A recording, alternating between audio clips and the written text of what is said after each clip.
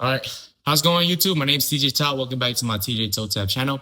And this is Tips with T. And not just me, but my boy, Johnny. Here I am, YouTube. What's your mic? Oh, Yeah, oh, sorry. get that bitch round to my sweater. Yeah. All right. But this is my good friend, Johnny. We've been friends for pushing a year now. Yeah. We worked together at, Amazon. The first time I met this dude, I was like, who is this thuggy ass looking ass bro? Because he had like the neck tattoo and he had like a beanie on. He had like super long hair too. I had long hair at the time. And then like, whenever I see him, I was like, damn, why is he trying to act so tough and shit? He said I look like Genghis Khan. Yeah. I'm like, Just standing quietly, waiting for my turn to go in my van. yeah. The funny part about the funny part about meeting Johnny, the first ever, before we get to know you, uh, when Kevin like linked you and I together, when you're sweeping off of me in the beginning, that's when we got like hella like we started talking more, and I realized that you wasn't like that type of guy I was thinking. A thug, No, it's not like you wasn't a thug. It's more like, oh, this dude can hold down a conversation if you wanted to, you know? Mm-hmm. Yeah, because like when I was like, no, especially when I found out you were a Thao, bro, it was instant connection. Dude, I was like, no homo, but like, yeah. Dude. No, because when I looked at you, I was like, no fucking wonder. We both like, you had that look, you know? Masculine energy. Yeah. Because I would tell everybody, I was like, bro, at one point we started mean mugging each other. I didn't mean to. I was like, why is dude looking at me funny, bro? I was trying to see through his sunglasses because you always had sunglasses on. So I was like, he tough. And then you know, I found out he was like, yeah, what's your last name? I was like, I was like, oh shit, you look like Genghis Khan too. I was like, oh shit, funny as hell. I was like, dude, that's literally what I was like. I think that's just the Thao clan. But anyways, Johnny, introduce yourself. What is your name and occupation? My name is Johnny. My last name is Thao. I'm straight. He said I'm straight. I'm straight as hell. Yeah, I just work and play football most of the time. And yep, that's it. All right. So Johnny, like how I do my podcast, like whenever I bring a guest on, I talk to you like I'm interviewing you for like something and like for like anything. So I'm just interview like it's a job or like just trying to get to know you, you know, like just and then like tell stories and shit. But first and foremost, you're not from here, right? Like you're not from Minnesota. You told me you straight from Cali, you Cali boy. How's the life from Cali? I know we talked about this, but how's your life from Cali to Minnesota? Life in Cali was it was fun. We get to be outside because you know it was nice as hell outside every day. I remember we lived in like a gated community, but it wasn't like a nice, safe gated. It was like the gate was half broken. Anybody could walk in. type shit. You know, you go behind the garage, you just see a bunch of dogs. Oh, there's people. Yeah. Oh. So it wasn't like a good gated community, but it wasn't bad either. There was no homicides and shit. It was just ghetto. Yeah. What was so since then and compared to your life now in Minnesota, is it better? I would say it's kind of like, yeah, it's gotten better. It's gotten better because I be working to better myself every day. Yep. And then it's like, I was in Cali, but I came back to Minnesota, and I went back to Cali. Yep. Went to Minnesota, and then Cali and back to Minnesota. So it's like everything's kind of always been the same. But me personally, I better myself. Yeah. So the environment becomes better as well. I think meeting you from the first year, like it's not saying like you had on TV, you had like issues. Was more like I can sense the calmness in you now. You know, like back then you were like little not passive aggressive, more like aggressive. But then like I think like meeting you and like just kind of bringing you around like my people and just introducing you to my side of the world, like you kind of opened up a lot. Yeah, you opened up a lot, and you don't feel as like tense. Because I don't know, like super deep into your past. I just know like it was hectic and a lot of moving around, so you didn't have time to kind of like kind of sit still, you know. So I'm glad that now that you're in Minnesota, like you can at least feel like at rest, and you can like sit down and focus on you, you know, and like trying to grow your mentality and like just get closer to God too in that sense. Yeah. Coming here, I realized I did need God. Most people probably don't know that because I don't look like I trust in God, but No, he do. God makes life so much easier, 10 times easier. Once you actually put a lot of trust into it. Yeah. Because I think that's the one thing that pushed me closer to you because I remember at Hussein's place and we're talking about God and talking about praying and shit. Hell yeah. I think like that actually made me like seek you out more because I'm like, this dude, he's like me, you know. We just came from different worlds, you know. Like we both like we basically brothers, like we both like are cut from a different cloth, but then like we both seek something within us that we both search for God for to open up us, okay? Because like I feel like for me, I was more closed off in a different way, just like you. And then when I saw you, I was like, oh, like I had like a step above you, and I was like, oh, let me help my brother out. Let me like bring him with me because like I think he just need like that step with me, and then like you can prosper then too. You know, I'm not saying like I was the main reason. Is more like if I see somebody who is like me and like who is willing to learn, willing to listen, willing to just to kind of like seek out new friends, new people. Like I'm like, come with me, bro. I was like, I got a lot, you know. And then like ever since then we just been locked in, you know. And I was like, dude, this is my guy. Whenever shit go down, like hit you up, like events or parties or whatever. You know what I'm saying? And tell me one thing about yourself that I don't know yet. One thing about myself that you don't know. Think about it. I will pour us a shot. Okay. What's one thing that he don't know? Shit, there's a lot of things he don't know. A lot of things. Man, there's a lot more. There's more that they can't know. It is. Oh, hands to day. No. But I say my life isn't super private. You know, like what is it, Cruz? If y'all ever watched his other videos, Cruz is like, he give me that mysterious vibe. I was kind of like, man, I'm just living. I'm breathing. You know what I mean? So it's like, ain't nothing really secretive about me. I tell you one thing, bro. I feel the same way. It's like there's nothing that I hide from anybody. It's just like if you don't ask, then I'm not gonna say it. You know, like or like a conversation isn't near that shit. It's not gonna get brought up. That's what I'm saying. It's like I don't like, you know, we're not like one of our coworkers that just fucking, you know what I'm talking about. Shit, there's a lot. There's a dude that always be talking.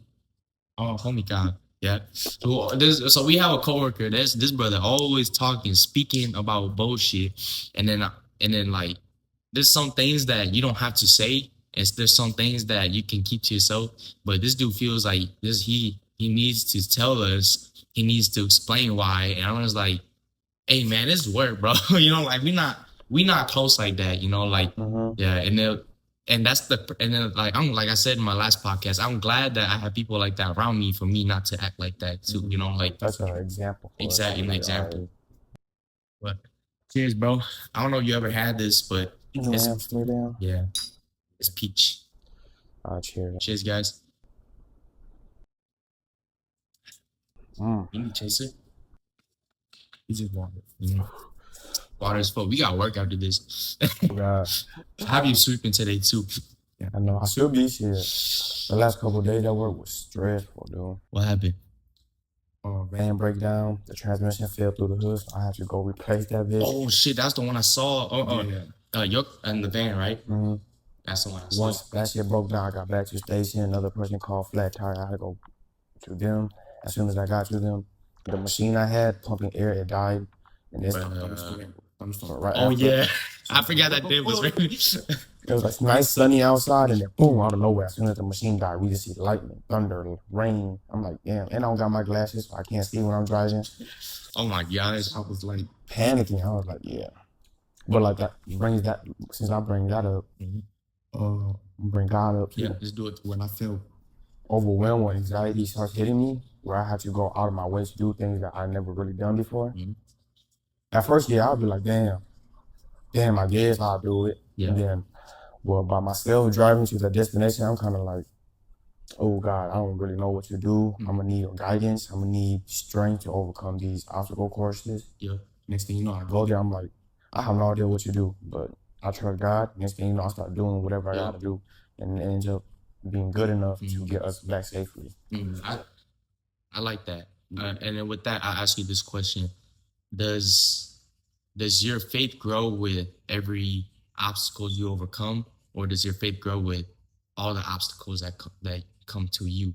You know, like, do you think like God's testing you whenever something comes, or do you think like do you believe more in God when you overcome it?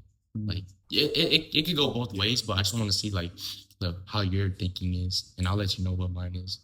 I said my faith grows with every obstacle course because sometimes I'm doubtful because it don't go the way I want. Like I ask for help, I ask for strength, and next thing you know, I'm still stuck here for like an hour or something. Yeah. And I'm kind of like doubting. I'm like, damn, was I just delusional and lucky, or is he really here? But then it's kind of like God's timing. God's timing, it will always be like perfect. So I always try to believe in that, and believing in that, I talk to myself throughout the days. I remind myself what happened and what type of shit I had to go through for today. And that makes my faith in God grows stronger sometimes. Sometimes it makes me like very soft. Yeah. And I just Want to like seek for God more. yeah, seek for God more, and Like, yeah, my faith grows heavy, and I feel bad because I'm a sinner. So I'll be like, yeah, I'm sinning hella hard, but I keep saying I believe in Jesus and all this and that.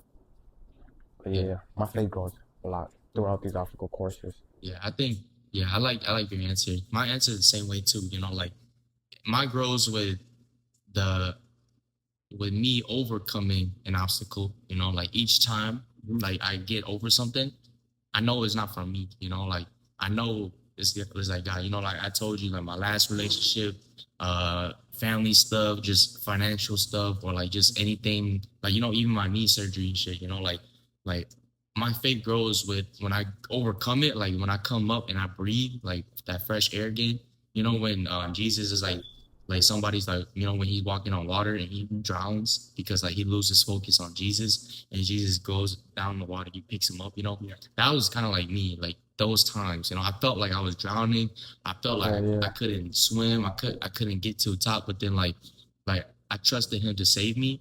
I trusted him to like help me overcome it because I felt like every time I was in those situations, I kind of like turned away. But then like moving forward as I'm like 23 now, and like learning from my past experience and like no, I can't stray away from like God because I know when I do I lose myself, and I know you get the way I'm talking to. Yeah. I lose myself, and then whenever I go through it with God, I feel like my faith grows heavier because I was like, you know, like I don't need God to show up in my room. I don't need him to spark in my dreams. I don't need Jesus to walk through the doors for me to believe. You know, like my faith grows within like me because I know he's inside us. Whatever God has in me and Jesus has in me, it's in you. It's in all of the audience that are watching today. And I want people to realize that it comes within us. It doesn't come from Jesus standing in front of us because whatever growth, whatever help, or whatever Jesus like overcame death, that's inside us too as well, you know. And people tend to forget that shit, bro. A lot. Yeah, they tend to forget that, and I'm like, dude,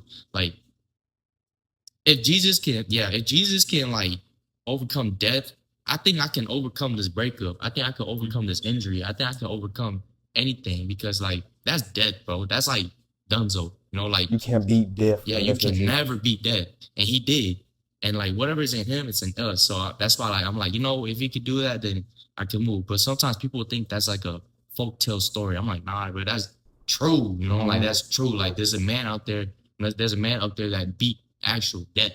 You know, so we can't fuck with that. Like there's people that come from like that wake up like after the heart stop beating. But then we talking about 3 days. This dude was dead in the tomb. You know, this dude was dead in the tomb for 3 days, and then boom, like a burst of light came out of him.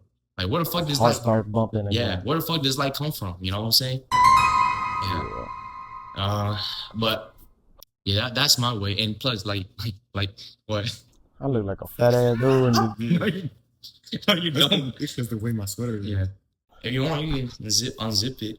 Yeah, I'll probably do that. But the thing about you talking about sinning too. I'm a sinner as well, okay? But like I always preach this. If we didn't have like, let's say our sins are thorn, okay? Our sins are on our side. If we didn't have that thorn, we could never like continue seeking Jesus. Imagine you and I were like the most perfect people ever. We had all the money, we had all the girls, we had all the cars, we had all the houses, we had everything like in front of our feet. I don't think you and I would ever seek out Jesus. Yeah, we wouldn't seek out Jesus. And I think I think that's more of a hell than it is paradise. Because like if I had all these things, I would not become who I am today, and I would not have the relationship I have with God and Jesus. Because if I had everything that I prayed for, everything that I wanted up front in my face, then God will not be the first person I think. The money will be my God. The money, the cars, the girls, they will be my God, and not God Himself. You know what I'm saying? And I know damn well you feel the same way too. Yeah, because if I had all that, I wouldn't even praise God. I wouldn't pray. I wouldn't be thankful. I'd just be like, man, I did this shit myself. I did this. But for real, with the sins that we struggle with, it's good because Jesus died for our sins. Yes, if we don't sin, Jesus died for nothing. Yep. Yeah. I think like that's my favorite thing about, dude, whenever we talk about things like this, I was able to go back and forth like how we do. That's why I wanted to bring you on, bro. Like, so appreciate you coming on. Yeah, like, I was like, dude, this dude reminds me so much of like who, like basically you're who's in my head, like if you was to find if I was to find somebody like you and Cruz who are like in my head talking to me, it's literally just y'all two, the people that kind of like gets it, like I don't gotta say much, but y'all just get what I mean. And I don't gotta define things. I don't gotta go too deep. We can literally just talk about apples and bananas, and y'all get what I mean. Boy, we was on that shit for the whole night, and I'm like, all right, but moving on. Not Jesus everywhere, okay? But I want to move on and talk about like everything that you and I've been through. So I remember when we first met. I don't know, when we went to Menominee. I kept it to my heart because like it really meant a lot for me. When you told Cruz, you're like, oh, I think God put teacher in my life, to help, and then like I didn't sway it, but then like I kept it near me because I'm like, yeah, this is truly somebody that I gotta like be around more and like hang around more, because like it's not like you needed to say that for me to say. It's more like that was confirmation of like God being like, oh, like this person is basically your brother in Christ, your brother in blood, your brother in last name. He opened up a heart to be understanding to each other and have a conversation. Exactly. I believe. Because what is it? Right when I met TJ, I was going through like certain like family problems, early 20 stages. And going through those family problems, kind of like, I did wish I had my blood brother by my side. Then who fell down? But I do wish I had my blood brother by my side. And my whole life, I've kind of always been masculine. Well, not kind of, I always have been masculine. And being masculine, you kind of do need like a brother motivation, When you just there doing everything by yourself, it's kind of like, okay, I got it. But then when you have like a brother there too, it's kind of like, how the fuck he did that? I could do that shit too then. If he's able to do that, I could do that too. It's like motivating each other, you know what I mean? It's like me and Johnny wasn't in competition with one another. It's more like we had to seek out like some type of motivation to like, it's more like, oh, Johnny doing this, like hell yeah, like that means I gotta go harder too, because I can't let, because when he up or if I'm up, I want them to be up with me too, like we're pushing each other. We're pushing each other in that way. Like we're not saying like, oh, I got more than you. We don't do that to each other. Iron sharpens iron. Yeah, exactly. Like at football practice, if I go against Johnny, I'm gonna give Johnny 110% of like everything, because I want him to be better. Like the amount of times like I will get him or he will get me. Like it's just like going back and forth, because I want him to be better out of football and in football, because truly I think that just brought us closer together once he joined Blue Dragons. Yep. And that was like my favorite. That's like my favorite thing about like being with him, playing football with him, because it was always like we were testing each other in some type of way, like whenever I haven't seen Johnny in a minute, I haven't seen I haven't talked to him, and we always text each other, or I see him, we always catch up like super quick. But then like that, like I told you, we don't gotta say much for us to understand what's going on. You know, I get once Johnny be like, shit, it's just drama, but I got it. I'm like, I got okay, you got it. And you know, like I say, shit, family stuff, girl stuff. He's like, you got it, bro. I like, yeah, I know I got it. You know, because like we have no doubt that we'll overcome it because he trusts me in God's hand. I trust him in God's hand. You know, I drink to that. Hell yeah! Cheers to that.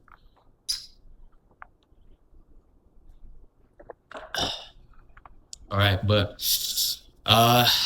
let's get into these questions real quick, bro.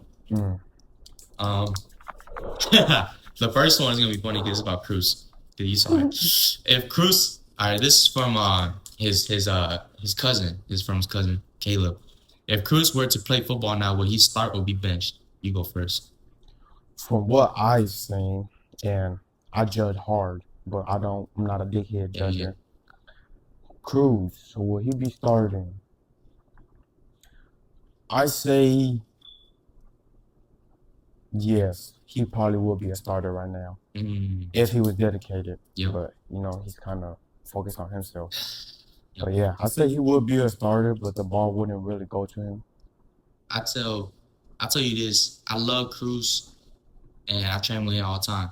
He has it. Hey, this motherfucker has it, and I always tell him, "You have it, bro. I just don't know what happened to you. What happens to you when like competition gets up? You know, like I don't sense like the dog in him. Like he can go up against air, like nobody guarding him. He moving, okay. Once this motherfucker go up against you or Cher or Kevin, this dude turns into a little puppy, you know. And this dude pissed me off because and it pisses me off every time like I defend this dude in like my captain's group chat because these motherfuckers say this dude's ass, this dude sucks, this dude needs to go play another sport, you know. And I'd be like, bro, y'all just gotta give him time, but then I also gotta look at Cher and Kevin's point of view, like how I progressed playing football. I like when the first year I played, I was like Tamadan, you know, I was just a step above Cruz where he's at right now. Okay. I was great. I can run routes, I can do all the things, but I didn't have that dog mindset yet until that second year that awakened everything for me, you know. Cruz had 3, almost 4 years for that dog to wake up. It didn't wake up yet. You needed less than a year for that shit to wake up. You know, you had it. You knew you had that shit in you. Cruz has that shit in him, but he can't wake it up as much as he can wake it up for volleyball. You know, yeah, I'll tell you right now. But if I was to say Cruz, can he start? Yes, but the only person that he's going up against is himself. Okay, it's literally himself. You know, because whenever I step on the line, I don't give a fuck about the person in front of me. I give a fuck about the person in my head, and that's myself. Like, am I gonna beat myself today, or am I gonna overcome it, you know, and beat this dude who's in my way to win, you know? So yes, he will start, but legit, the only person who's in his way is himself. All right. This one is a good one too. I don't know. You play like you probably play ball in high school, like just flag football, but I play tackle. So let's get 2 point of views. Vic, our teammate, Vic said, "What is the transition from high school to Montflair football in terms of playing and preparation?" For me, high school, I love getting high before I play, so I've always done that. Ain't nothing really changed. High, bro. Yeah, but when I was younger, I never really played any type of professional flag football or tackle. I kind of just did backyard with my school friends. And doing backyard, I was one of the bigger guys. I was O-line. Yep. Yeah, so he was too. That position to where I'm at now, it's like it's more intense. It's more fun. I understand the game a lot more now. You get recognized too, and getting recognized is kind of like, oh, damn, I did something, even though I feel like I didn't do nothing. And like the transition from it. Yeah, it's nice seeing your body upgrade, seeing the type of levels you can get to, the competition that makes you nervous, but then you give them competition back. It's kind of like, damn, I do got that shit. Yep. Yeah. For me, like I like your point of view. Your point of view shows more of a rawness of like, yeah, I didn't play flag football or tackle football, but I played, you know, backyard where like it's all like just kind of your friend. Yeah, It don't your matter if you friend. win or It's lose. yeah, like the competition is kind of up in the air. Like there's Tamada players, there's players that came from front, there's players that are like nice, but they're not like that cold, you know. But then like you, but then like I if I was to ask you another question from me, of course, like when you stepped into Mon flag football for real, like was it like a shock of like the skill level, like the different skill levels, like you're like, damn, these motherfuckers are ballers, you know? Yeah. Because that's I had that shit, you know. I doubted Mon flag football players at one point in my life because I was young.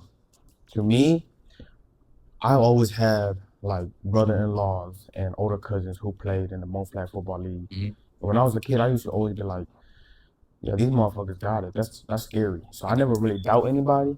I was kind of like, if they're willing to be on that field with all of us watching, and he has to like perform for us to watch, it's kind of like they got that shit. So me, I'm kind of like, I never doubted nobody, even if you look like Cruz. I was like, no, I never doubt nobody. Cause I'm like, you. What if he's like, he look nerdy and ugly as hell, but he But he about to fuck me balling, up? right? Yeah. So if he fuck me up, it's like, now I'm the bum. You wanna say who's nerdy and looking? Tony, bro. Oh yeah, This Tony. motherfucker with glasses on will fuck you up. When I seen Tony, I'm like, how the fuck did he help y'all get championships, man? Like when it's not like I doubted Tony. I knew Tony, but then like when I saw this motherfucker ball, I was like, this dude is different, you know. Like this dude can look as nerdy as you want, as scrawny as you want, as small as you want, but this motherfucker knows ball, you know. So when I tell you skill levels, bro, like skill levels, man. You don't got the skills and you got the muscles, you ain't shit. Yeah, like I tell everybody, just because you got the muscle and the speed, if you can't translate that to the football game, then you ain't shit, you know? Like, there's a lot of NFL guys that are bigger than us, more stronger than us. We'll probably fuck them up just because exactly. we have more skills, we're agile. Yeah, that can probably bench like 305, like 315, like nothing. But then they're not starting, they're not playing, but they're in the team, which is fine, which is like great. But then like I said, sometimes they don't last long in the league. So there's something you have to have something for you to stay in the league, and it's not all about speed, it's not all about strength, it's not all about like all the things that are like outside, but it's in your like in the head, you know, like IQ, what Cher always said. But for me, what translate for high school to Mon flag football, because I played 4 years of high school ball, I say coaching, developing, and for me, coaching, developing, and what is the next one? And scheduling. Yeah, because like once I got out of high school, I had the most motivation that I was in high school. You know, like I went to an ass school. I went to Hardy. We didn't win a game until I was a senior. You know. Oh yeah. Yeah, that's because I was starting. Dude, I'm so dead ass though. They didn't give me the fucking ball until senior year. Okay, and then when I got the ball in my hands, you start winning games. So you can't tell me I'm not a difference maker, you know? So when I got that ball in my hands, like I was basically number one, because then my fucking coaches, they're like, oh shit, like why haven't we been using TJ, you know? Because, you know, I was smaller then. I was smaller then. I didn't have as much muscle mass on me or anything. I was just fast and I just knew the game, you know? And when you know the game like that, you don't need to have all these attributes, you know? As long as like you have IQ and you play at the level that you know how to play, then you're game. That's game, you know. There's a lot of players out there that are average, but just because of their mindset and their knowledge in the game, they know how to do it, you know. Like coaches, there's a lot of coaches that never like started on the field, but they're a hell of a coach, you know. Like they know exactly what the defense is gonna run, what the offense is gonna run, what kind of scheme they are, and like they really studied the game. So there's an itch, there's something in that, okay? But the reason why I say the developing is different in Mon flag football to for my sense for high school is because like high school, everybody's on the same level, okay? You might play against somebody who's a little older than you, but that's like 2, 3, 4 years older than you, okay? I play against motherfuckers that are like 10 years older than us. We play with like old ass motherfuckers that are like marinated to the game, you know? 20 years plus experience. Yes, that will like dog on us and will like, you know, kind of baby us. No matter how much me and Johnny train, like they will always have like that on us, you know. So yeah, and then preparation wise, like how I prep for high school, I didn't prep much. It was more like just a lot of the same things, just walkthroughs, plays, and all that. Okay, Mm. and the only thing that's different is the only thing is different is it's less mandatory because it is like a it's not yeah it is like a we're not getting paid for it and we're not and there's a lot more grown people that got other shit that they need to worry about. So yeah, that's about it. But the high school, once you're out of class, you go straight to walkthroughs and you just watch and you just go through. You know, Mm. that's about it. Okay, but moving on to the next one. Oh, this Keegan. He says, "So y'all trying to drink or what?" I'll see you later. Yeah, I'll see you I'll later, see you in a bro. bit. Okay. Uh. Oh, this is your favorite. Say, asking for a friend. Is he single? I am not single. Yeah. This bro is loyal. Probably more loyal than me. And we look different. We probably don't look loyal at all, but he is. I am Still. loyal, you know, for the right one. Okay? Yeah. Loyalty comes with trusting in God too. We've been talking about God this whole time. Yep. You ain't loyal to your girl. You're not loyal to yourself. You're not loyal to God. Yep. Like you don't stand for nothing. You fall for everything. Mm-hmm. I say the one thing that I respect you a lot, bro, is like you. I remember this one time we were talking, and you're like, "Nah, ain't nobody gonna love me the way she does, so I'm not gonna fuck around," you know. And I like that because I'm like, yeah, you know, like what 21 Savage says, you can't lose your home to a hotel, you know, Yeah. like this is temporary pussy and his temporary love just for the night, just for the day, for the week, you know. But then what you got right now is like It's real. it's real, you know, like it's you real. won't find that Yeah. born out of nowhere. I wish I had that mindset. Like back then. Back then, I wish I had that mindset, you know. But Yeah. I was kind of like, what was I? The one thing for me, bro, is like at one point I was missing the game because I saw like how much I was. I don't know. I told you, but I was getting held back so much from my ex, and I didn't even do anything. You know, Yeah. I didn't do anything that I'm doing right now. I was literally just doing me, like just kind of. Oh, if I got invited to an event, I'm gonna go to the event, and if there's girls there. There's just girls there. It got to a point where like she didn't want me to wear certain type of clothes around like Cruz's girl or my friend's girls, you know, and that shit was weird to me because I'm just like, it's just clothes, you know. I let her wear whatever she wanted, but then you know at the end of the day, that's just shit that we both had to grow from, you know. Like it helped me realize what I wanted, and it helped her what she wanted. So that's what helped us move forward from where we were to now, you know. Yeah. So you know, it's just always a learning experience to everything. All right. Uh, this one's from our guy Steven. I don't know if you remember, I don't know if you were there when Steven was playing, but this dude said top 5 all-time first class players. Top 5 all-time first class You go players first. for like the HFF League. No, like my team first class. Oh, first class players. First will be Chinchilla. Man, that's our senior. That's our rapper. Yeah. Our QB. He's the one that be getting us them touchdowns when he throws it. When TJ was playing, TJ was number 1 for real because we depend on him to get us touchdowns. Appreciate it. He said top 5, right? Yep, you got 3 more. 3 more. I say the other one is since it's just first class, and we be picking up random motherfuckers sometimes.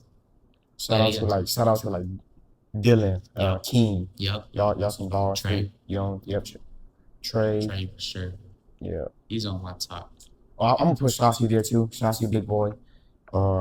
He's like for first class. He is kind of like team captain for defense. He makes the calls. But man, he got locked in. And he wasn't there when Sean was playing too. Sean was in first class. Oh, what the hell? It was pretty lit. Oh yeah, and I put myself there too, even though I fuck up a lot. This dude, I mean, they never throw his way anyways. Like Yeah. when they do, it's funny. Yeah, I'll be diving for that shit. Remember last time your ass jumped and then like you were like both feet in the air and then you completely missed the Hell ball. yeah. Dude, the ball didn't even hit y'all leg and the ball's still in the air. You Dive, legs in the dive air. all the way down. Okay, I almost broke my back after I landed. My legs trying to keep going forward. Fucking scorpion and shit. I was like, bro, my back. Okay, but man, your body will not get any younger. So Yeah. take care of yourself. And Have fun, especially. and go hard at it. You know, like Yeah. this it might be the last time like you ever experience like a young 20 body. You know, Hell yeah. like I tell like Cruz and all my young guys, dude, do whatever you can to experience your body to the fullest. You know, because clearly I did with my knee. Hell yeah. I was like, experience it to the fullest. Who cares if you get injured? Who cares if you pull a cramp? Who cares that you strain a muscle? Like, at least you know like your limit. You know, or not even limit, more like. So when everything stops and everything slows down, you be like, yeah, it's all good. I kind of did whatever I can when I was younger. You know, I did this, I did that, you know. So for my top 5, I start from 5. 5 would be Tor. If you Tor, it was my buddy from high school. He was a receiver and safety. He was cold. Throw the ball up, caught it. You wasn't here when Animosity did their 99. So most of my guys didn't come from 99. Did you know Vang played with us too? For first class? Yeah. Oh, damn, what the hell? Yeah. That's pretty cool. It was when we had 90, the Animosity did their 99 tournament and we went to the finals with them. Nothing too big. Damn. It was nothing too crazy because like we had like, what is it? There was only 4 teams that were playing that 99 tournament. Okay, so I have Tor, my boy Tor in it, okay. I'll put Sean at 4. Corner Sean, Trey at 3, 2 Chinchilla, me 1 of course. Yeah. But if I don't put me, who would be number 1 for me, like all time? I say it's either me or Owen. Oh yeah, shit! Shout out Owen. Yeah, it's either me or my nephew Owen because if I tell you right now, Owen, if you're listening, you have all the talent in the world. It all comes down to how bad do you want it, you know, and the preparation, the IQ, and how hungry do you want to learn the game, you know. I originally wanted you to step away from on flag football so you can experience your full like high school football shit because he's a junior now, you know, pushing. Yeah, next year he's a junior, but he can't be fucking around and like getting injured in on flag football. Okay, like this is just all experience, but then. Once he step onto that football field with all the gear on and everything, like it's different, you know. It's a different game now. This dude needs to get his mental right because he's just like me. Because you know, once you fuck up, that shit gonna play in your head. So I consistently gotta talk to him and be like, no, you good, you know. Okay, next question. Hamza gave me 3 questions, so I just spit them up. What is life like outside of football? Life like outside of football. If you look at me and you judge, would you say I like to paint? You dad, I like to paint. I love painting. I don't know. You probably see my story a couple times. I be outside painting with my girl. I love. Yeah. I love being outside. But I thought that was just like her idea. Yeah. Nope, it's mine. I love picnics. I love doing things. See, this dude always surprises me with shit, bro. Yeah. I love doing things that is like very peaceful. I like that, bro. Now I do. Back then I like robbing and shit, but now I'm like put some nice music on. You either sip or don't sip, but as long as the vibe is right, you good. Dude, that's actually kind of cool, bro. Like no judgment, no nothing. I wish, like for me, my peaceful moments would be like just out on a drive or like watching movies and all that, and like or go on a little walk. But then painting, I don't know. Painting was never like the first thing that comes to my head. Maybe you gotta try it out with me one day. Yeah, let's do it. I don't even know what to paint, but I like to draw when I was younger. So yeah, when I paint, I like to do random shit. You know how you could get $50 million for a dumbass line? Yeah, literally. And my dad's a painter too, so. Oh yeah, I've always painted. How about you? Life outside of football? My life outside of football is pretty much just workaholic, bro. Like Like I work, I got 2 jobs right now. I told you on the last podcast. I'm not struggling. I just love the hustle. You know, I love hustling. I love getting after it. I love being like active. Like I love just being busy and proactive. You know, like if I'm not balling, I'm not training. I'll do shit like podcasting. I'll do my little what is it? I do like chores around my crib, take my dog out, clean, take care of my car, take care of like business, you know, like I just like to stay busy because I know I have to get used to this life because I know when I start catching traction in football, all that's gonna get taken away from me. I have to focus heavily on football, you know, like and football will become my main income, you know. So like once that happens, I just like to enjoy what I have right now to its fullest because that's just always been me in my life. So, whatever I'm in, whatever situation I'm in, I'm always gonna be proactive and be active in what I'm doing. I also said that if I was to step away from like work, I would be like, hey, keep me on payroll just in case like I come back for like a week and I'll take like 2 shifts or something, you know. So yeah, but yeah, outside of football, I'm really moving. I'm to be honest, I'm so busy most of the time. That's why I had to get this dude to come in the morning. And I appreciate you for coming because this really works out for everything. Now I can edit. Now I can get some post this shit on TikTok or something. Yeah. All right. Next question. I mean, this is kind of like what you do outside football. What do you do for fun? Like besides football? What do I do for fun? I love listening to music. Hell yeah. Listen to music, do my own thing. Shrooms, maybe. Shrooms. It depends, but I find everything fun just because that's my type of character. I don't like sitting in boring places or I'm gonna fall asleep. So wherever I'm at, I tend to try to make it fun by communicating or doing things that will give me adrenaline rush. That's good.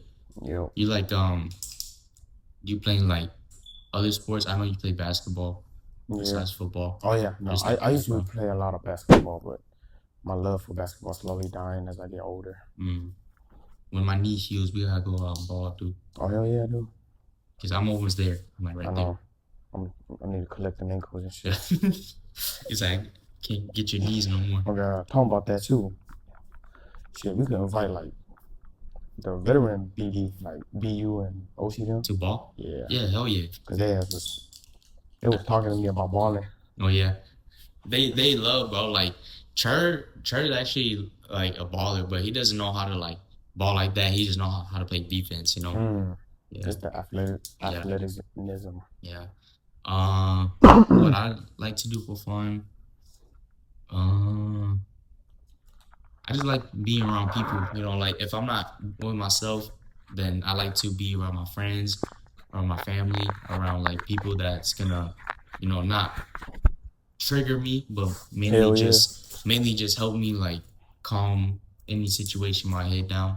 So like if I go out and drink and have fun with my friends like Cruz or y'all, like go step out real quick. I'm gonna do that shit because I'm like, shit, why not? You know, like let's step out and go to the club. Let's step out and like live life a little bit. You know what I'm saying? Like go out to like what is it? Go out to the beach, go swimming, go fishing, go on a drive. You know, some shit like that to just get my mind off of things. So that's what I like to do for fun.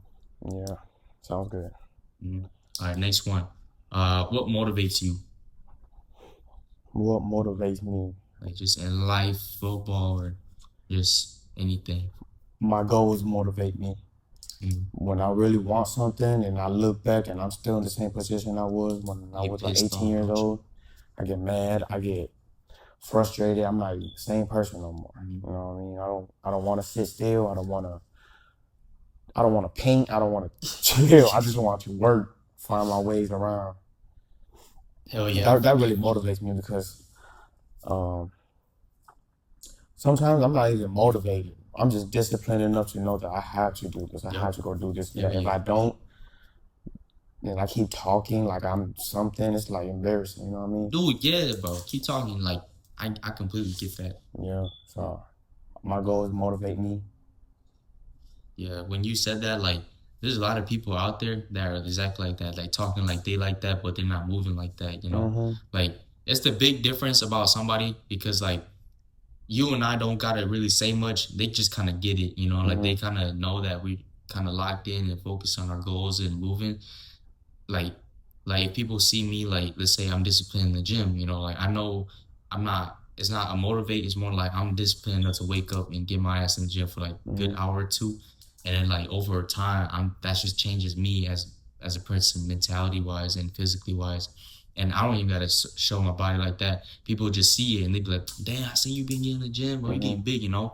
Or like they see you and they see the way you speak, the way you talk, or the way that you move now, or what car you drive now. They be like, "Damn, bro, like you look out like that." There's people out there that are like unmotivated, like shitty people that just kind of talk so highly about themselves, but they go home to nothing. You know, they go home to like they could wear the most fly shit, but then they go home to nothing. Like their fridge is empty. Like they got one pair of shoes. They got one good pair. I mean, one good like outfit to wear going out. Like it's, you know, we stay down till we come up. You know, like we don't mind. You and I don't mind staying down, but we're also hungry to move forward. And I guess like that's what motivates me too, is like trying to the one thing that gets me a lot is when I get people from high school that see me again, and they're like hella hyped to see me because they at first they don't recognize me and they ask me, and I'll be like, "Yeah, I'm TJ," and they be like, "Bro, what the fuck, hella glow up, dude," and that like that motivates me because it helps me know that what I'm doing right now,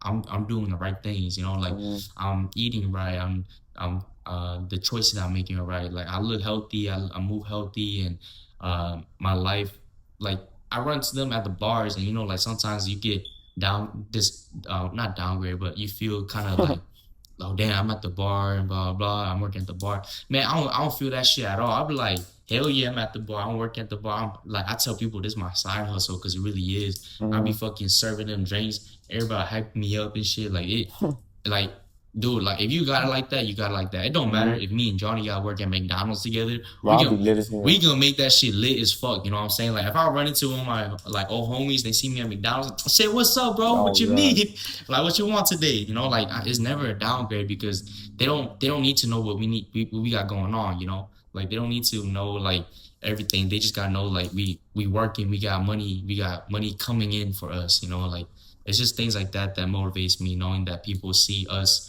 or see me and be like, "Oh, you're doing good for yourself." Okay, and it's my future that I'm chasing for that motivates me a lot. You know, like my future goals are like the house I want, the land that I want, the people I want to have around me, the money I want my accounts, the car I want to drive, the situations and problems I want to have. You know, like I want to have problems like I want to have problems like of like what size house do I want? What kind of bathroom do I want? Or like damn, like do I use this money to invest in this or invest in that? You know, like I want those type of problems. You know, like or like they're upgraded, they're not the same. Instead of like, damn, should I buy groceries or should I pay off my car? You know, like I don't want those problems. You know what I'm saying? Like I want a different type of problem where it's up there.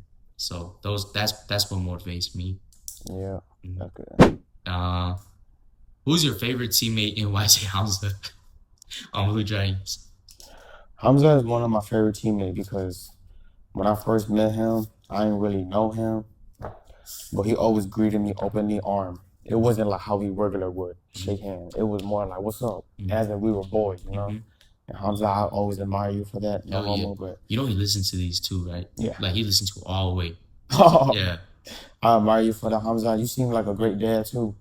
I've seen pictures you posted up. I kind of like. I don't even think he's a dad yet. Oh, for real? No, I think those he like posted. He was like my sons. I think those like his nephews. Oh, we're gonna edit that out. Nah, that's kidding. Boom, restart. Oh, that's Hamza, I admire you because you openly open your arms up to give me a good handshake. And to me, I always admire men who can open up like that. You know what I mean? I like that too. You can feel the energy of I'm a nice person, but once it's like it hits the ceiling, it's like you don't want to be on everybody's side. We this for you, Hamza. I hope you have a beer or a shot with you. Oh God. Pause this and go find it. Cheers, bro. Cheers, Hamza. Is that what you gotta say about Hans? Yeah, I wish I met you a little sooner. Mm-hmm. We were both in the league within. I kind of was. I still am. I'm very antisocial. I don't really like talking sometimes. I don't like putting myself out there. Dude, guess how long Hamza has been in the league for?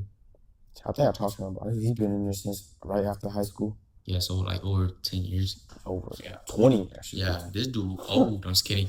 And But his love for football hasn't died yet. I talked to him about it too. He's just like he's always been there. he told me that that joining BD he was kind of iffy, but then like when he met me, like I was the motivator for the team. You know, like I would get on people's ass. I wouldn't take anything less. You know, and then he said, I think Hamza said something really heartwarming to me. Like I remember it. Maybe I'm a little drunk right now, but he said some shit like, I like that you don't put up with anybody's shit. You know, like you can say how it is. Because I remember the first time ever like I snapped in front of Hamza to one of our teammates that talked a lot. You know who exactly I'm talking about. We're in the huddle, and I'm trying to explain the play to everybody, and then this motherfucker kept talking, and I told him like, dude, shut the fuck up, let me fucking speak, you know. And then Hamza like started laughing,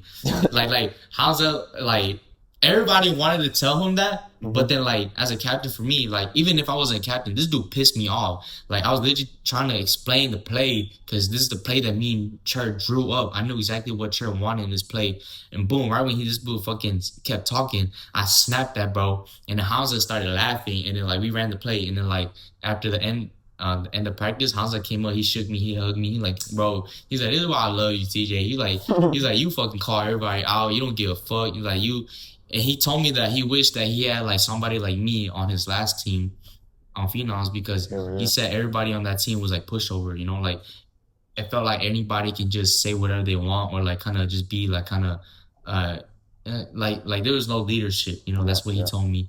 And he's glad that he came to BD because he was a little iffy about it, that has somebody like me, Cher, Kevin, or even Vane or Hossein to like kind of snap at players, you know, because he said that he didn't have that over at his old team because he said the captains would be pushovers, like, oh, okay, I guess we're not running. Oh, I guess we're doing this play. Oh, I guess, you know. But then me and Trevor like, fuck no, we're gonna keep running this shit until we get it right, you know.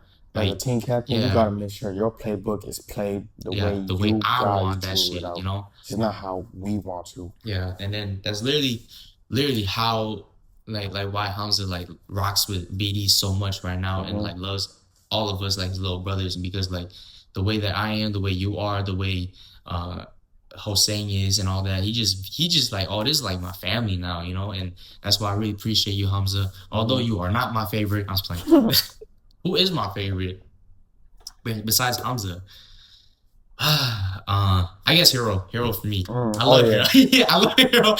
Hero is my guy. I love Hero because Hero, it's not like he don't say much. I wish he say more, but it's like Hero is like coachable. He's like, he's there whenever we need him. I remember there's one time during the Friday Night League when I pulled 2 cramps on my calves. I called Cruz in.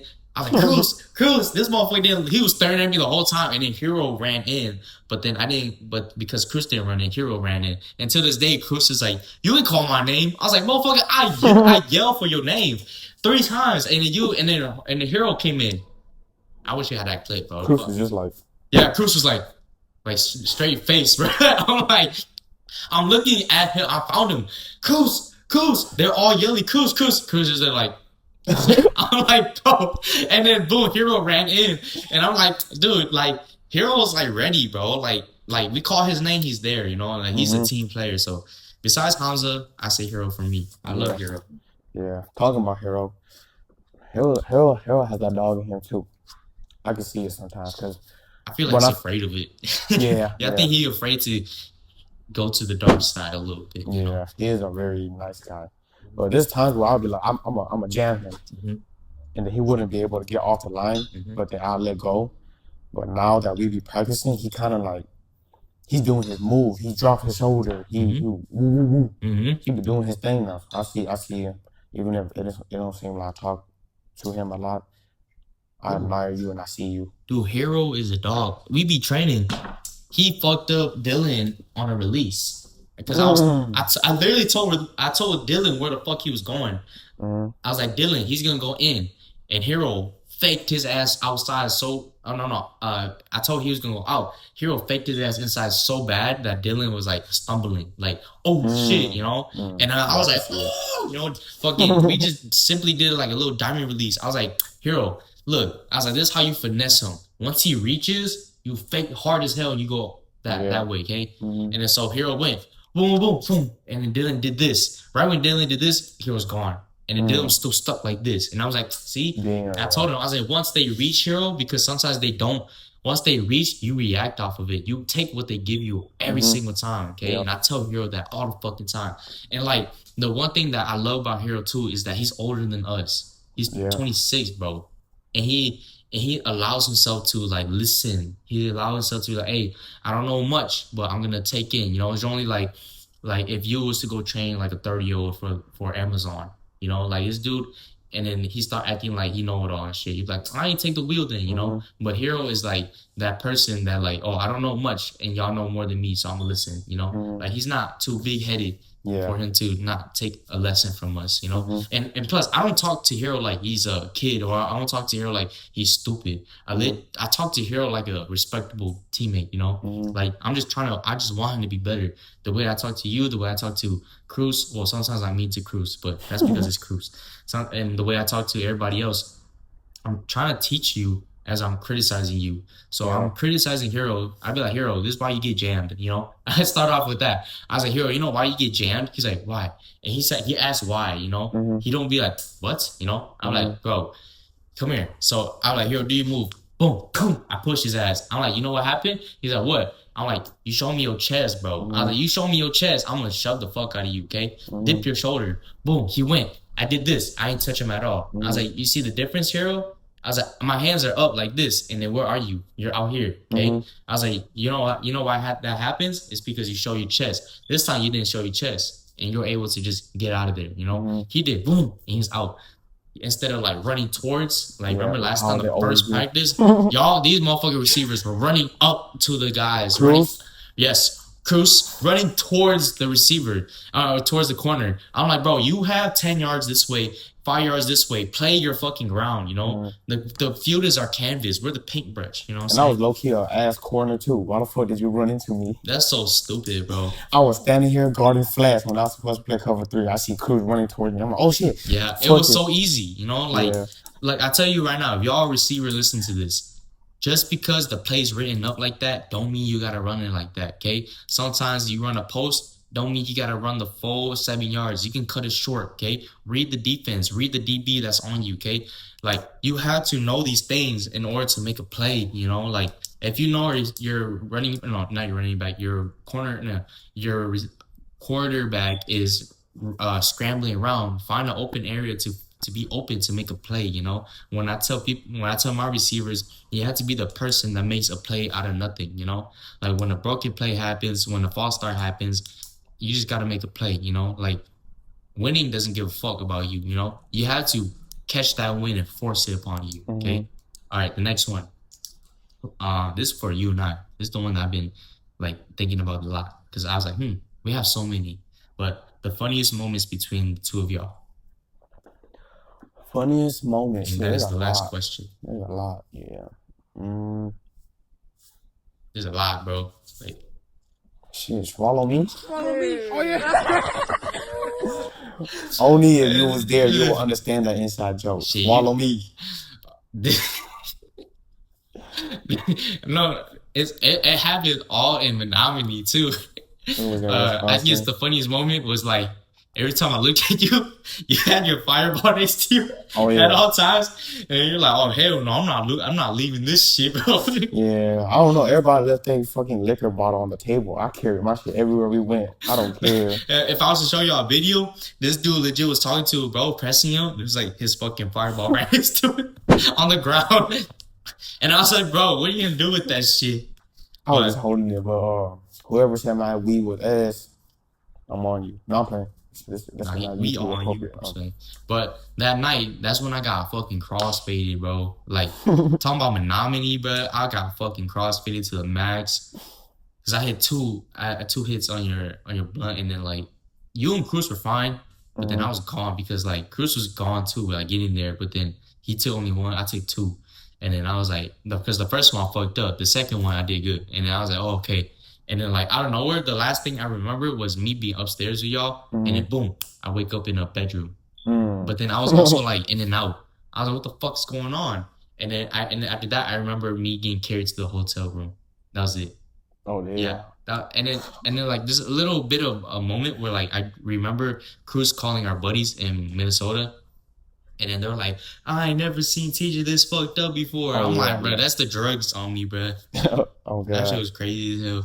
Yeah, that night, man, that was probably my first time opening up after a couple years too. So I was like, yeah, this is one of the funnest moments that I think about a lot. Yeah, to be honest, me too. Sometimes I'll be chilling, driving, I start laughing because I thought about that moment. Yeah, bro. Dude, I tell you right now, like me and Chris always talk about it. We'd be like, bro, Johnny's so funny, man. Because like when we were in the hotel room, way before we even like went to McDonald's, and we were just like killing my fucking Crown bottle. Yeah. Dude, that shit would, we were so lit in that room, bro. Oh, God. We were hella lit, laughing and giggling. I thought I could play QB. Yeah, this dude's like, damn, I can play QB if I wanted to. TJ was like, hell no, boy. I was like, even I can't, bro. Now that I think about it, I'm like, yeah, no. That's pressure. As much IQ that I have, bro, sometimes like it's a different type of pressure at QB. You know, that's why they get paid the most. I take this shot. Yep. Once the D-line start rushing, your arm not there. Yep. Shit, look at Cher. When there's a lot of times where he didn't have an arm, but that's because like boom, pressure come and he like, ooh, you know. And I remember I see a post about Cher. I forgot how long it was ago, but somebody posted a picture of Cher, and they were like giving Cher congrats that over time they saw him start to get better as a QB. Yeah, I saw that too. Yeah, I saw that. I was like, oh damn. But they also kind of sneak diss him too. They're like, he's a great quarterback, but he'll win you games but not championships. And yeah, I saw some shit. I think that hurt him. I know it did. Shit will hurt me too. Like, yeah, because like I'm putting my all out here. Yeah. We need a team. It's a team game. Yeah. I can't just do everything on my own. It's not just Cher, bro. I got you, Cher. I see you. Yeah, I got you too, bro. You know damn well I do. Like in the huddle, the only people that are going at it, not going at it, but like it's me and Cher. Like he asked me mostly everything. That's why like I kind of know what he wants because like when I was playing, I feel like Cher doesn't have that with any receivers right now. Like anybody that clicks the way that he thinks, you know? If I know Cher, if I know like there's pressure coming on, I'm gonna run my route short so Cher can give it to me. But I look at these receivers that you saw, like they don't think they're doing exactly what your playbook says. Exactly, they do exactly what the playbook says, and I'm like, cool, but then like y'all gotta improvise too, you know, like if you know damn well, like I'm like, bro, you gotta read the defense, and I'm not just saying like the linebackers and corners, you gotta read the D line too. Like I'm looking, I see 4 or 5 down, and if I watch film, every time they put 5 down, they're setting 4 or they're setting all 5. Then I know Cher's getting pressured. I'm like, I bet I'm running this slant like hella quick. Boom, off the line, I turn, ball right there, you know, catch and go. That's literally what I'm talking about when I say you gotta make a play has to come through you. You know, like if I know the pressure's coming to my quarterback, how can I make this simple and easy for him to just check down, you know? Because if you have IQ, QB has IQ. Yeah. Boom, you're like, oh shit, broken play. Exactly. But that shit's open. Foul right there. Yep. Cher or QB's gonna be like broken play, run a little bit, see you open. Toss. Yep. Even though it's like 5 yards. Yeah, way that's the one thing that Owen, Dylan, and like all the rest of the receivers, like they don't get sometimes. Like you have to understand, you have to make your quarterback's job easy, you know, like you have to get to the spots that he can get. If we know Cher doesn't have a D1 quarterback arm, why the fuck are we running deep consistently still? Like Dylan, Owen, slow the fuck down, come back, you know, like run a route a little shorter because Cher will get you the ball 15, 20 yards, okay? Why the fuck are y'all running 50 yards down the field for you when Cher came and throw like that, you know? Like, like as a receiver, like as for me, we had to know these things, you know? And especially for you as a DB, like if you know like how the offense runs and you know like how the quarterback is and the D-line, the offensive line is, you got to be like, oh, their O-line's not that good, so I don't gotta play my not play my zone, but you don't gotta be like hella disciplined because he's gonna throw that or get sacked right away. You know. Yeah. So like you have to play off of feel sometimes. You know, like whenever I see y'all motherfuckers like was it whenever I see y'all guard air, that pisses me off, you know?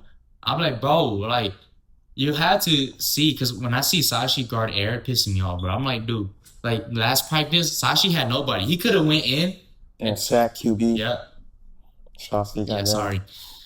You could have went in and sacked Kane, but then you stood there. There was nobody behind you. There's nobody near you, and then like boom, like. But then Sashi was like, if I went in, he would have hit this. But then I forgot who was. It was me, I think. Yeah. Because I was guarding. I forgot who I was guarding, but he ran a slant right Yeah. for. Oh, Chen. Yeah. Chen ran a slant. Yeah, it was like right into the crowd of people, and then like you were already there, you know. Kane like, was faking it too. Yeah, he was like that, you know. Chen. That's why I'm pretty sure that's why Sashi did, but yeah, Sashi remember you got help. Yeah, Sashi stayed back, and then like, but Sashi gotta understand, there's 1 yard to the touchdown. Fucking take that sack, bro. Go get it. You know what I'm saying? But then, like I said, IQ comes with time. IQ comes with, IQ comes with like consistently being in that position. You know, so Sashi, this is like his second year starting for real, and he hasn't like improved like aggressively as how I want him to be. Not because he gained weight, but it's just that. That's all I gotta say. Yeah, but he'll get really big though, Sashi. Yeah. But what is it? Any questions I have for you, or anything you want to ask me too? Yeah, I actually do have some questions. Yeah. For this content creating stuff, you plan on taking it further? Mm-hmm. Yeah, because like I'm being consistent. I'm posting not as much as I did before because I work a lot now. But yeah, of course, like I want to be a motivational speaker. I want to be a storyteller. So doing these things and like kind of being able to speak to my friends, get deeper with y'all, get deeper in more than just a friendship, but like a brother level, even like more than that, just like kind of like connection level.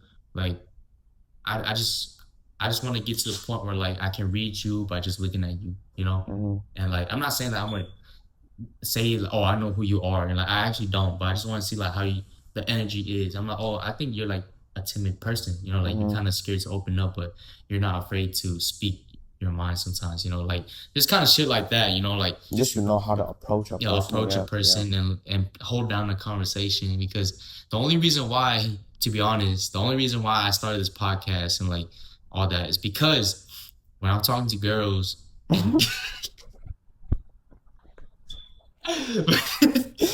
when I talk to girls, bro, like when I talk to girls, I talk to my friends, of course. The girls that tell me that I talk with like a passive tone or like with a motivational tone, where like I motivate them or I make them see things in a different light, and then they told me that I should do a podcast or I should like expand on it or like water it in some type of way. Yeah. And I'm like, you know what? Yeah, maybe I should, I was like, there's no harm done in like doing things like that, like putting myself out there and like giving lessons, like you and I wasn't as perfect as what we want to be, but we still choose to strive for it, So I told you last time during text, I was like, legit, my podcast is literally me saying I was a bad person, but I'm not anymore, I made the bad choices, but I choose to not do that anymore. I said the wrong things in situations that I overcame that I'm not anymore, So that's the reason I brought you on, because I know you and I are the prime example for that. And that's my question to you. I'm not gonna like say, oh, what did you say and all that, but I'm saying like there's things that we said in the past that kind of that we both regretted and we want to be better from that, or things that we've done in the past that made us both regretful of it. So that's the reason why I made my podcast, to reassure everybody, to like be like, like you be alright, like I was never this person in the beginning, you was never that person. I was never who I am now. Yeah, we were never who we are right now. We had to go through bullshit. We had to go through a season of growth for us to reach this level of like thinking, this level, this spiritual level of like giving ourselves grace, knowing that we're still young, still learning. We're like fucking early 20s still. We're barely reaching life, you know what I'm saying? So like you know, although I have my crib, I have my car, I have money in my bank account, like sometimes I feel like I'm still behind, you know, Yeah. and it's like that. I feel so behind, but then like I had to realize this is something that I prayed for, you know, for a minute, for a long ass Yeah. time, like the peacefulness. If we stay quiet right now, there's nobody arguing, there's nobody yelling, getting each other's throats. There's Mm-hmm. no like threatening to kill themselves type person around here. You know, like we don't got that type of energy around us right now. So this is the type of things that we used to pray for, you know, Yeah. like Literally. we can legit walk away from it now. Okay. Mm-hmm. And that's the things that I want people, especially my younger viewers, to understand. Like it gets better, especially like coming from you and out, you know. Mm-hmm. So yeah, Yeah. that's why I do content creating, because I want people to understand like there's still more to grow. And I want people, because dude, like just on a side tangent, I used to be like, damn, I don't think I'm ready to do like any podcasting or vlogging and all that. But then I saw this one clip that says you don't need to be 50 years old to give positive life advice or positive things to the world, you know, especially content creating, you know. And I'm like, you know, that's right. Let me just Mm-hmm. fucking do it, because why not? Yeah. I feel you on that because me personally, I always wanted to be a content creator too. I've always wanted to be like one of those big ass YouTubers in a house with all their homies. AMP. Yeah, like AMP or like Phase Clan, some shit like that. I always wanted to do that, but Shit, it never goes well, but you know, it's just, if we get like that, we can do it. yeah, We kill a lot. There was only like a third left in yours. finish a whole bottle in the morning. It was like right here. Yeah, no. Chill, kid. Cheers. But yeah, about that. To the young viewers, it's never too late. It's never too late to change.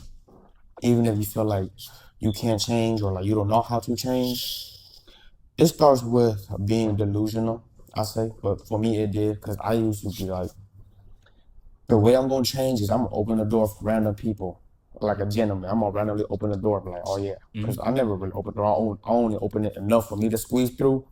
Once the door closed, I don't give a fuck about you. But I was just kind of like, I want to change. You know what I mean? I want to be a reflection of Jesus. So it's Yep. never too late to change. You can change now. You can change in 2 years. It's best to change now. Learn how to be a gentleman. Learn how to provide for people that you don't have to, just in case they need help or something. You see what Johnny said? He just chooses to open doors for people.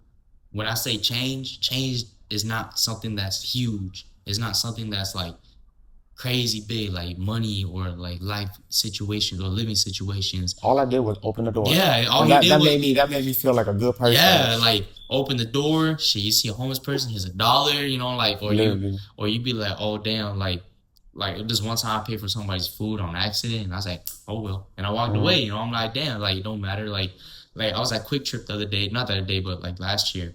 I was scanning on my shit, and I just like press pay, and because I don't really care, I start paying. This dude walked behind me. He's like, oh, I wasn't finished scanning my stuff, or he's like, oh, I was still like paying for my stuff, but he walked away real quick to look at something. I was like, the fuck? I was like, oh well, God bless you, and I walked away because I was like, it don't really bother me to help somebody in some type of way, you know, like as long as like I'm giving positive energy back to the world, that's change in me, you know, like, you know damn well there's a lot of selfish people in this world too. Yep. Okay, that only Very takes. They don't selfish. give. They take. Like when I open the door, they don't say thank you. I don't care. Well, you know, yeah, and people be like they be like, yo, welcome and shit like that. Like we didn't ask you to open the door for us, bro. Like you could have closed that shit on us. But then they be like I always say thank you. Okay, that's the one thing that I changed about myself too. Is like, no matter the situation, no matter what I'm doing, no matter like the criticism I'm getting, I said thank you, you know, because it's never that deep, you know. Like, thank you for telling me this, thank you for inviting me, thank you for giving me food,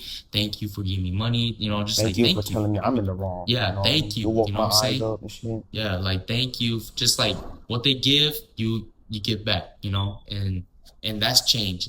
Now we're not talking about major changes of like who you had to be, who you had to become. That can come later. Talk about change of like who changing their actions, in your tone, your tone, attitude, in your view of life and everything. You know what I'm saying? Yeah. If you view yourself as I'm just living. I don't know if I'll make it tomorrow. That's. I'm gonna be real. That's a bad mindset. It You're is. just living to see tomorrow. You gotta know what you want. You gotta chase your dreams. You gotta. Yep. If you don't know what you want, you don't have a dream to chase. Work on your body. Yep. You are not gonna be fat or skinny the rest of your life. You gotta work on it. Yep. Yeah. One thing that another thing I would tell to the young viewers is that you're never behind. You're always on time. Okay, especially you trust in God's timing in like your life. You give your life to Him because there is. I think I'm gonna bring you on for this one. This I want to tell y'all my testimony because like this Hell yeah. Put me in. what bring me to God. But if I was to say it real quick, it's like I had to go through a lot of like rejections. I had to go through a lot of like redirections for me to know that God was working around me. You know, the way I found BD, the way I found my friends, the way that my family became. I gave my career, my football career. I asked God. I say, if this is what you need, if this is what you want from me, like football wise and like family wise and career wise, like show me, you know. And I threw it in the air. I'm like, "Hey, this is yours. I don't want it no more, you know." And God said, "I bet. Let me work on it." Boom. He did his thing. He moved instead of putting football in my life first. He said, "Hey, take care of this first, and then football's right here when you come to it." Took care of it. Okay, now that you took care of it, like you take care of this thing 1st Took care of it. Boom. Now football in my life again. Here, let me show you why you need to be better. Boom. I need to be better. Next year, boom, became better. And then after that, everything just shot up, you know, like relationships, family, football, boom, shot up. You know, like he just made sure that I had everything in line for me to shoot up and like continue going, you know, because if I didn't have those things, like guys saying like, oh, like you clearly you still need help on these. Let me pause these real quick for you so you can focus on it. And then like once you overcome it, I'll give you another one, you know? And just to add on to that, if you feel like you're having progress, it's because you haven't learned the lesson God wanted you to. If you're still stuck in that position, you haven't learned what you needed to. Yep. And that's why you're delayed because, like I said, God's timing is perfect. You haven't learned your lesson. Why would He level you up? Once you learn that lesson and you actually start to change, you start to admire that, this and that, that's when your life will change. Keep telling me. I'm gonna use that. Yeah. It comes with when they say repent. When you repent, I'm gonna ask for forgiveness right now. You know, Jesus Christ, forgive me for drinking. He's not gonna forgive me right now, but the next 3-4 hours or so, when I start to feel dizzy, when I start to feel a little drunk, I probably wouldn't call out to Him. I'm gonna be like, I remember drinking, but because God already seen that I had asked for repent. I mean, not asked for repent. I had repent already. I had asked for forgiveness. Time goes on, God will be there to give me the strength that I need. You know what I mean? This big ass fire truck. I can't even see the fire truck and that bitch beeping. But for everybody who is TJ's young viewers, fans, homies, you know me, I grew up, not to make you feel bad for me, but you know, you don't have parents, you don't have older siblings, you don't have older cousins to hold you, give you a place to stay, you know what I mean? And to me, I would say, you know, I barely had that. Shout out to my sister who did accept me a couple times here and there, you know what I mean? My sister, they accepted me into their house. I didn't have nothing. I didn't have no one. You know, I didn't have no guidance. Yes. And all I did was just keep working on myself. I looked at myself, I was kind of like, oh, I know I need to lose weight or I need to do something because I wasn't going to school. I dropped out of school. I didn't have no job. All I did was work on myself. And yeah, now I'm who I am. And I'll bring that up more once we talk about like the testimony and stuff, you know what I mean? So once testimony comes in, I'll open up a little more, talk about that more.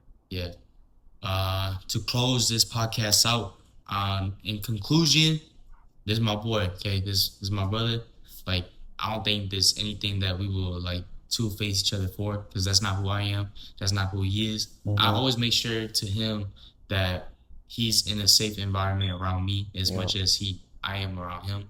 Because like I don't think me and Johnny got any type of beef or anything with each other, because I will approach him as much as he'll approach me about something, and there won't be like any two-face or any like backstabbing things. So Fake energy. fake energy. I know this my guy, you know, like however far if I had to be separated from him for my career or his career, like we already know that once we link up, it's gonna be like where we picked off, where we left off. You know, like even if we haven't talked for months. Yeah, months. He's on his own storyline. I'm on my own storyline. We talk like we never stop talking. Yeah, and that's how you know it's true. You know, with somebody, okay? Because once you like link up with somebody, they act like a fan, or they act like they don't know you, or they act just brand new. You know, like that's when you're like, oh no, this is not my brother. This is not somebody that is like true to me as much as I'm true to them. So that's why it's so much easier now to find. No, it's actually hard, you know. So I'm glad to find someone like Johnny because, dude, I tell you, I was kind of done with like making friends. I was done with like finding new people in my life, you know. You know how I told you that I cut off all my homies. Yep. You know, me and my homies, we were all different page. I was a thug. They were peaceful, and I cut all of them out. I didn't want to be friends with nobody. I didn't want no one to get close to me. And then, yeah, like I said, I started trusting God. I wanted a brother bond. And here come TJ, you know what I mean? Yeah. Opened up. And like, what a coincidence that like we met each other before, but we didn't know of each other because I saw you playing at one time at an animosity tournament, right? And then I seen you a couple times too, but I was kind of like, oh, these crop top boys ain't nothing. I was like, these crop top boys ain't nothing, boy. We were everything. Oh God, no, I see. I'm just like, I see. I see the levels of swag. I see the level of IQs. Yeah, when I saw Johnny, like I said, I was like, who is this dude? You know, like I thought you were a little older than me, but then once we were like first same age.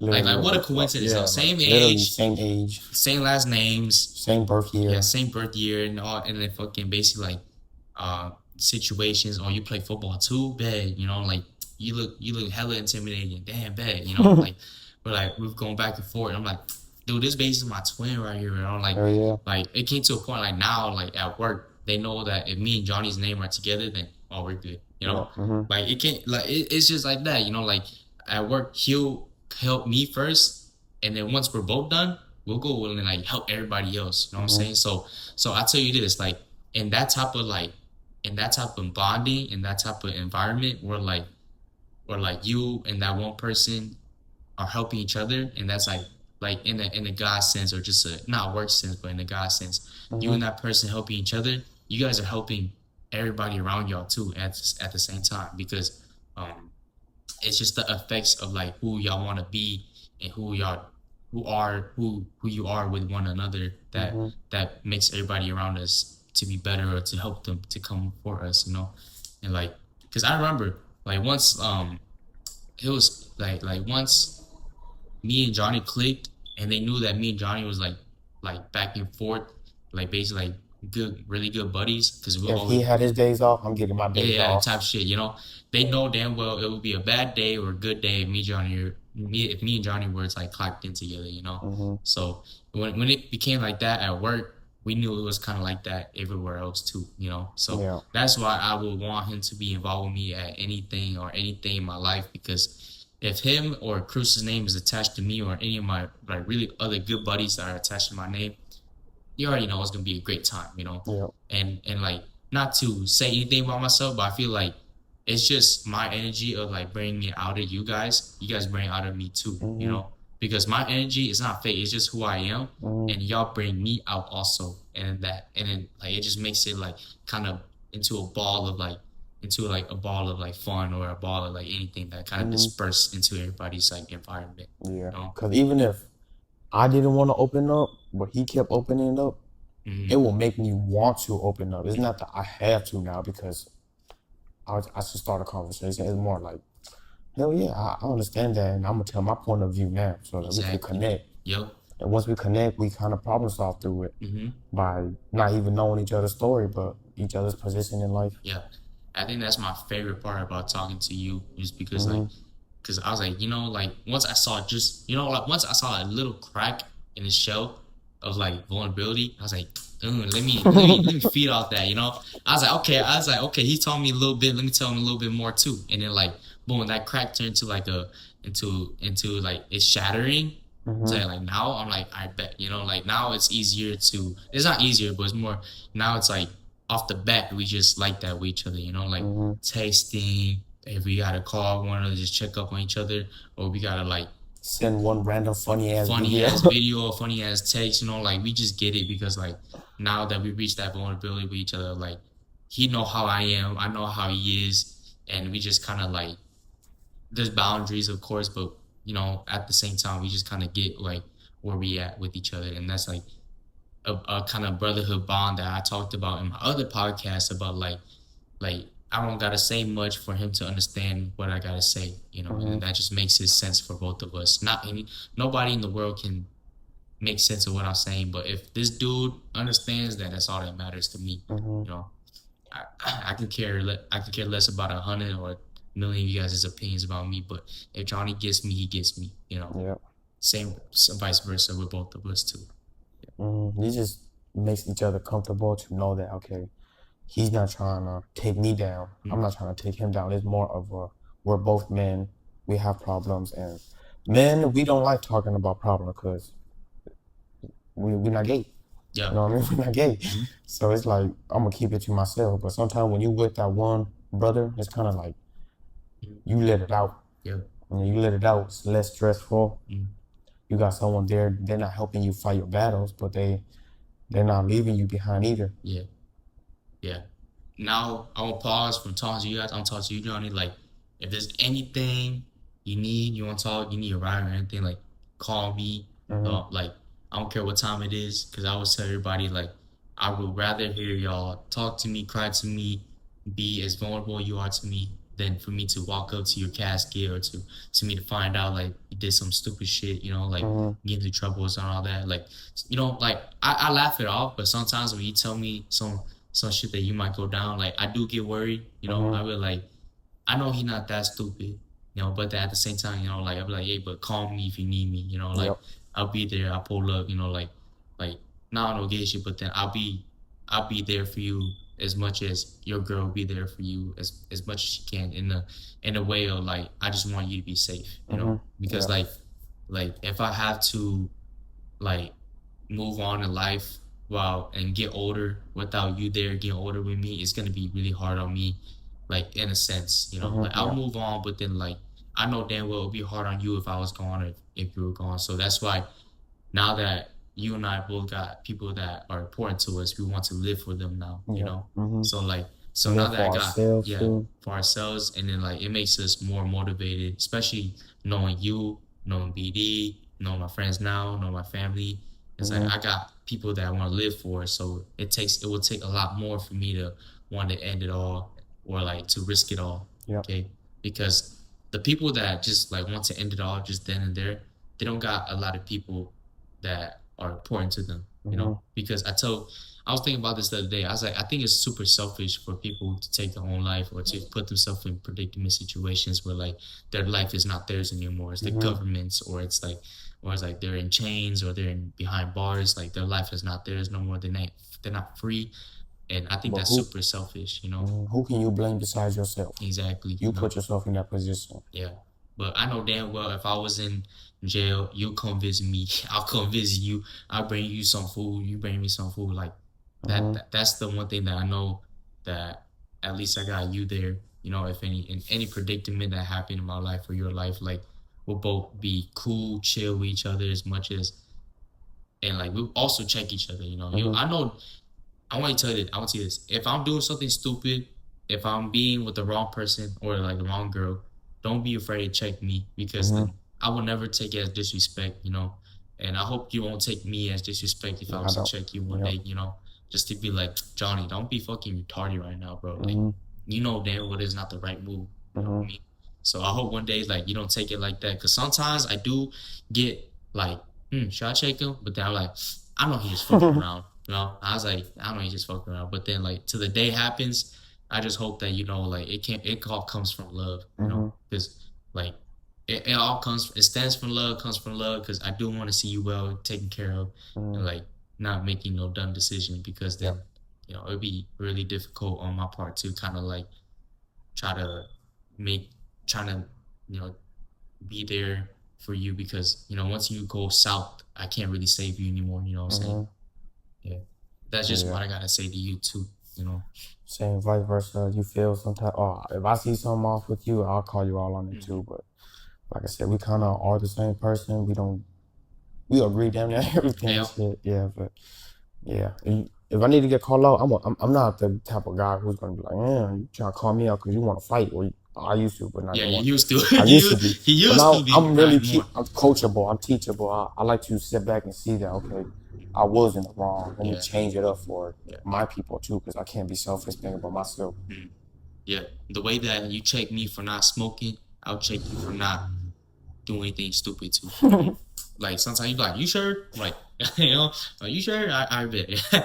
like that's the whole reason why like I like you around me because the first time like I forgot what we were doing. We were just at stand up and I was like, shit, let me hit one too. You're like, nah, he good. I'm like, that's the first not the first time. That's the first time I saw you like kind of like, oh, this is not him, Like he this is not TJ, this is not something that he does.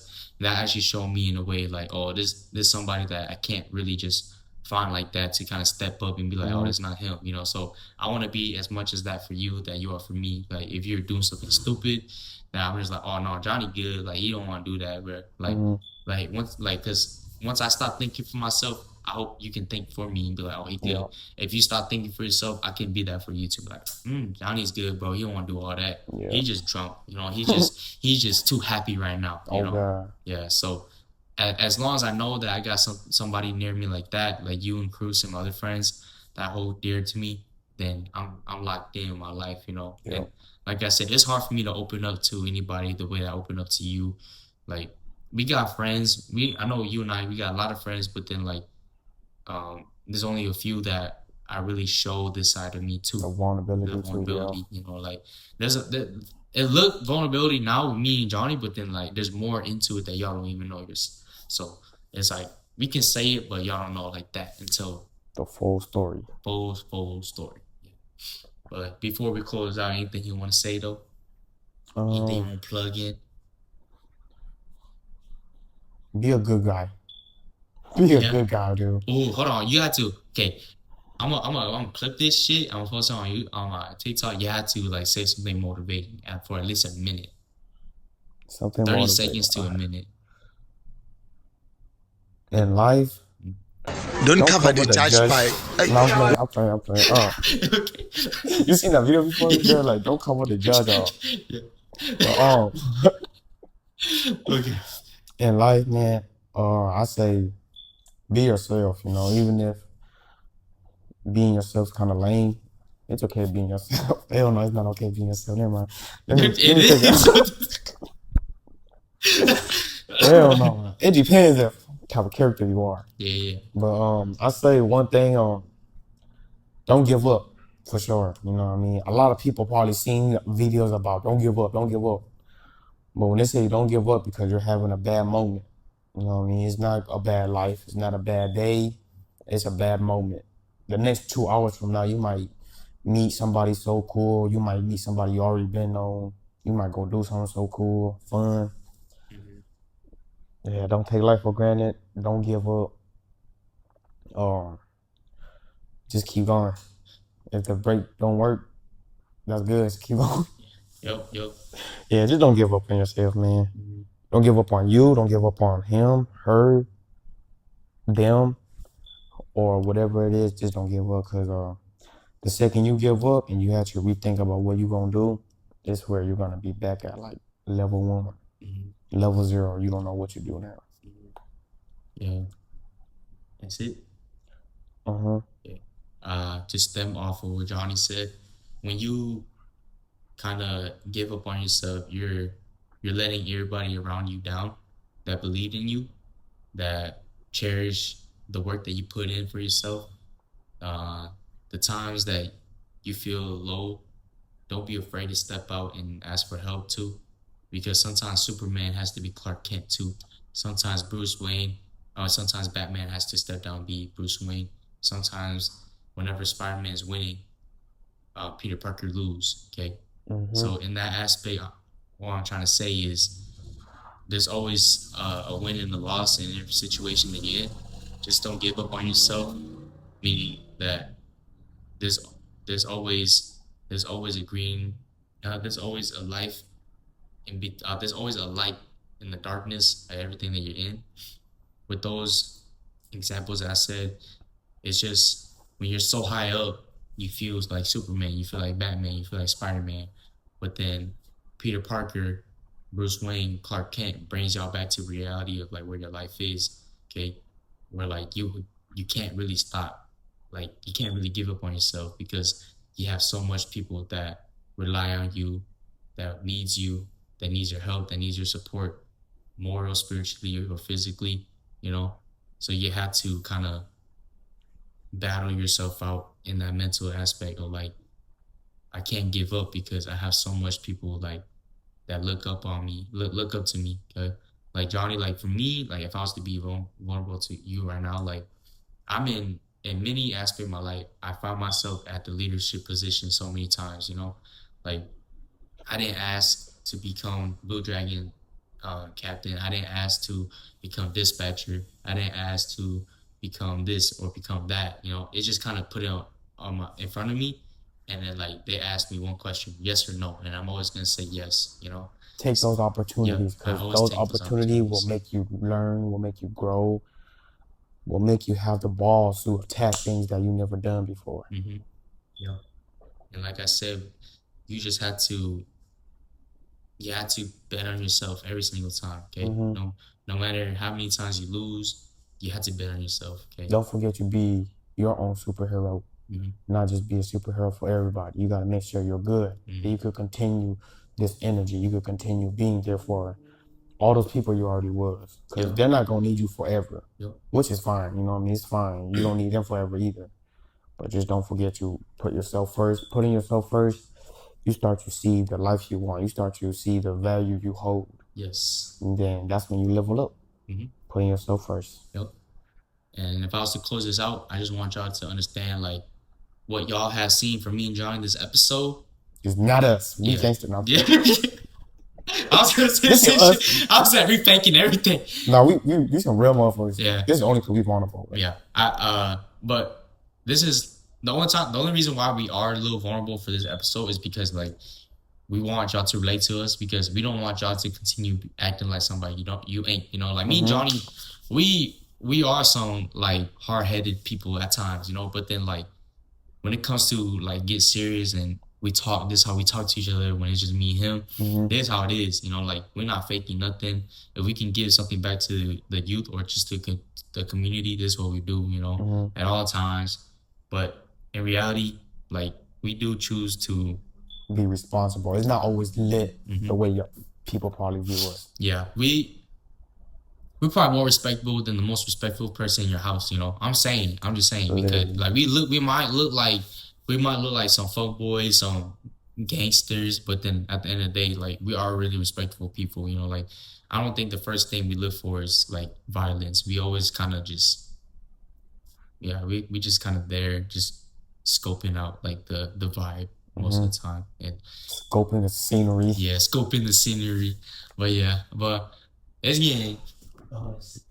We gotta go to work. Oh god, gotta go drink with Keegan. Yeah, we gotta go drink with Keegan. But I'm gonna close this out because I really appreciate you coming through again. Hopefully, inviting me to that. Of course. Next time we do this, we're gonna be talking about more about God, more about our experiences and our faith within Him. And y'all saw like just a sneak peek. To be honest, this shit went on longer than I expected. It's gonna take a minute to edit, but thank God I got so much time till then. But just wait on this, and like I said, my name's TJ Thao. I'm Johnny Thao. Yep, Johnny Thao, and this is Tips with T with both of us. And I'll see y'all in a bit. And usually when I close out, I just gotta kind of cover the camera. I know what you mean. All right, peace out, guys.